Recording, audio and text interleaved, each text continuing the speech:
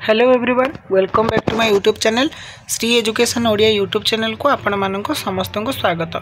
तेबे आउ गोटे नूतन वीडियो रे आम आलोचना करिबा ओडिया कथा साहित्य परंपरार व्याप्ति एवं द्युति विषय जोंटिरे कि आमरे आधुनिक ओडिया कथा साहित्य तथा उपन्यास नाटक एकांकिका गल्प इत्यादि जीक सब नूतन नूतन विभाग रही भितर अत्यंत गुरुत्वपूर्ण संक्षिप्त प्रश्नावली गुड़िक कौन रही कौन हो पारे ताकू वीडियो रे विस्तृत भाव में आलोचना करिया सहित केतक संक्षिप्त प्रश्न एवं तार उत्तर आलोचना करवा। तेणुक वीडियो को प्रथम शेष जाए देखते जो मैंने चैनल नुआ कर विजिट कर चैनल को सब्सक्राइब कर पाखर बेल आइकन को ऑल रे सेट कर दिंतु। तेबे प्रथम प्रश्न आधुनिक गल्पकलार जनक क्या कहुए? आधुनिक गल्पकलार जनक भाव में राजा खफ्री मिसर देशर जी थिले तांकु ग्रहण करा जाए।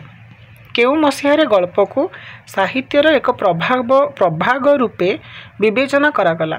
1933 मसीहारे गल्प को साहित्यर एक प्रभाग रूपे विवेचना करागला। पूर्वरु यह गद्य साहित्य भाव में गणा जाउथुला। भारतीय साहित्य कहानीर सर्वप्रथम परिचय केउथिरे देखिबाकू मिले? भारतीय साहित्य कहानीर सर्वप्रथम परिचय ऋग्वेद देखिबाकू मिले एवं ऋग्वेदर पुरुरबा एवं उर्वशी कहानी यार सर्वोत्तम परिचय मिली थाए। विष्णु शर्मा पंचतंत्र रे केतोटी कहानी रही? विष्णु शर्मा पंचतंत्र कहानी रे 76टी कहानी बा गप बा कथांश रही। बौद्ध जातक कहानी रे केतोटी जातक कथा संकलित? Important question. बौद्ध जातक कहानी रे 547टी जातक कथा संकलित। प्रथम ओडिया लोक कहानी संग्रहर नाम कौन? प्रथम ओडिया लोक कहानी संग्रहर नाम होची उत्कल कहानी संग्रह बा कथा लहरी। यह 1901 मसीह प्रकाशित। बंगला साहित्यर प्रथम गल्पर नाम कौन? बंगला साहित्यर प्रथम गल्पर नाम होची मधुमती एवं यार रचना समय होची 1873 मसीहा। साजे बेतन केउ भारतीय गाल्पिकों प्रथम संकलन? साजे बतन प्रेमचंद माने प्रथम गल्प संकलन 1907 मसीह ताहा रचित। प्रथम ओडिया गल्प रेवतीर प्रकाश काल केबे? प्रथम ओडिया गल्प रेवतीर प्रकाश काल होची 1898 मसीहा। प्रणयर अद्भुत परिणाम गल्पर स्रष्टा किए? प्रणयर अद्भुत परिणाम गल्पर स्रष्टा मधुसूदन राव। लक्ष्मणिया नामक गल्पटी केउ पत्रिकार प्रकाश पाइथिला बोली फकीर मोहन मत देइथिले? लक्ष्मणिया नामक गल्पटी बोधदायिनी पत्रिकार प्रकाश पाइथिला बोली फकीर मोहन मत देइथिले। फकीर मोहन व्यवहार करुथिबा ध्रुजटी छद्म नाम किए बाछिथिले? फकीर मोहन व्यवहार करुथिबा ध्रुजटी छद्म नाम को मधुसूदन राव बाछिथिले। फकीर मोहन रचित शेष पूर्णांग गल्पटी कौन? फकीर मोहन रचित शेष पूर्णांग गल्पटी हेउची गारुड़ी मंत्र एवं यार रचना समय 1916। प्रथम गल्प संकलन चित्र रे केतोटी गल्प रही? प्रथम गल्प संकलन चित्र रे 6टी गल्प रही एवं यार स्रष्टा बा गाल्पिक हेउचंती चंद्रशेखर नंद। फकीर मोहन केउ गल्परे लवण शिल्प संपर्क रे वर्णित? फकीर मोहन बालेश्वरी पंगालुण गल्परे लवण शिल्प संपर्क रे वर्णित होईची। राजीव लोचन फकीर मोहन केउ गल्पर चरित्र? राजीव लोचन फकीर मोहन सभ्य जमीदार गल्पर चरित्र। पेंटेड मेडिसिन गल्पटी केउ एकांकिका अनुसरण रे रचित बोली समालोचक माने मत दियंती? पेंटेड मेडिसिन गल्पटी निदिध्यासन लेखक होउचंती सत्येंद्र नाथक एकांकिका को अनुसरण करी रचित बोली नाना समालोचक माने मत व्यक्त करिथांती। चंद्रशेखर नंदक प्रथम गल्पर नाम कौन? चंद्रशेखर नंदकर प्रथम गल्पर नाम होउची सौदामिनी एवं यह 1901 मसीह प्रकाशित होइथिला। गल्प संपर्क में लेखा जाइथिबा प्रथम ओडिया प्रबंध कौन?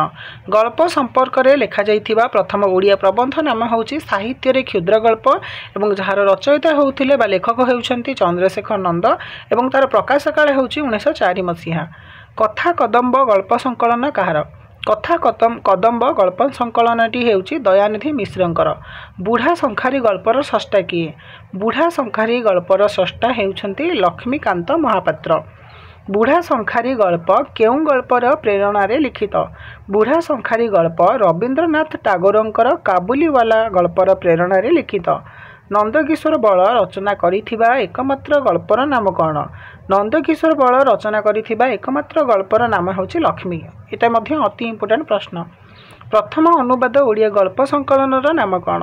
प्रथम अनुवाद ओडिया गल्प संकलनर नाम होछि प्रसाद एवं यार अनुवादिका होउछन्ति नर्मदा कर। पाणु मिश्र गल्पटी काहार रचना? पाणु मिश्र गल्पटी होउछि गोदावरीश मिश्रंकर रचना। गोदावरीश मिश्र रचना करिथिबा गल्पर संख्या केते? गोदावरीश मिश्र रचना करिथिबा गल्प मानकर संख्या होउछि 27टी गल्प एवं ताहा 3टी संकलन रे स्थानित होइछि।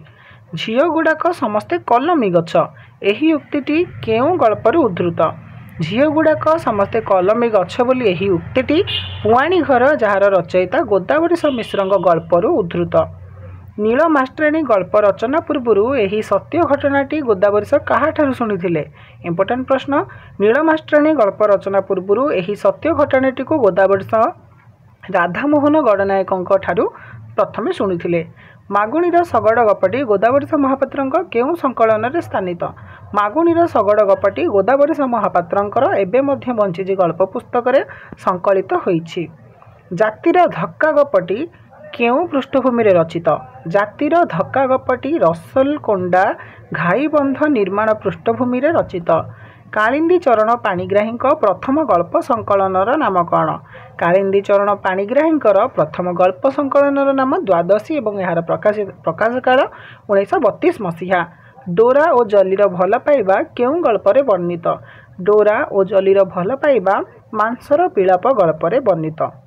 तबे ये तो थिला समुदाय संक्षिप्त प्रश्न उत्तर जोटा कि मैं आधुनिक कथा साहित्यर आदि पर्यायर आलोचना कले जोटे कि फकीर मोहन, चंद्रशेखर नंद, नंदकिशोर बल, कांतकवि लक्ष्मीकांत महापात्र समेत अन्यान्य जति सब विशिष्ट साहित्यिक रही गल्प उपन्यास एवं जी कथा साहित्य योगदान रही से योगदान को नहीं केतक गुरुत्वपूर्ण संक्षिप्त एमसीक्यू टाइप प्रश्न आलोचना करें।